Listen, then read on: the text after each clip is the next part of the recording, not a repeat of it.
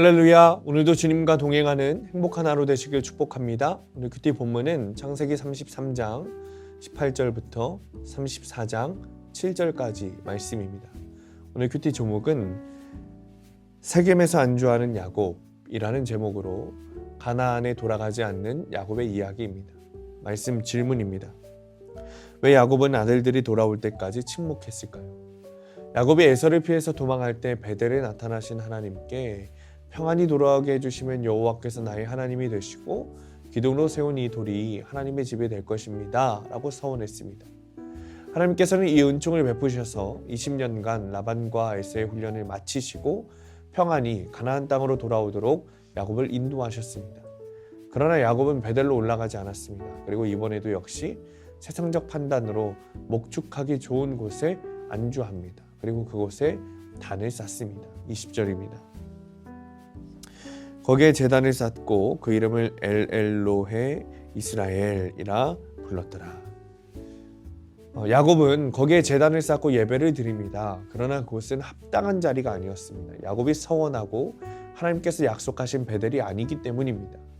여러분, 우리의 베델은 어디입니까? 우리가 나아가지 못하고 편안함에 안주해서 여전히 집에 머물러 예배하고 있는 것은 아닙니까?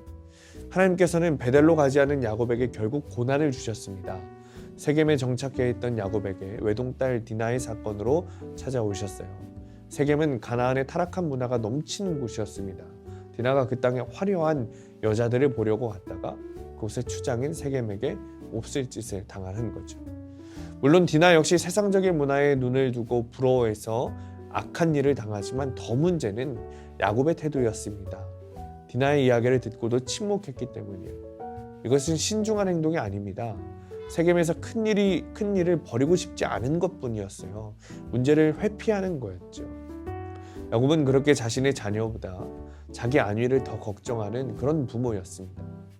디나의 사건은 오히려 야곱의 아들들을 분노하게 했습니다. 결국 자녀들의 수고, 그러니까 디나의 수고, 야곱의 아들들의 수고를 통해서 야곱의 구원 여정을 이루어 가시는 겁니다. 하나님께서는 안주하고 있는 나를 일으켜 세우십니다. 그러기 위해서 우리에게 문제를 만드십니다. 그 문제를 통해 하나님을 바라보게 하기 위함입니다. 주님께서 무조건 고난을 주시는 분은 아닙니다. 우리는 그런 오해를 풀어야 합니다. 주님을 바라보지 못할 때 주님을 바라보도록 사건을 만드시는 것입니다. 적용 질문입니다. 약속의 베델로 가지 못하고 안주하고 있는 나의 세겜은 어디입니까? 안주하고 있는 나를 위해 허락하신 부끄러운 일은 무엇입니까? 오늘의 원포인트입니다.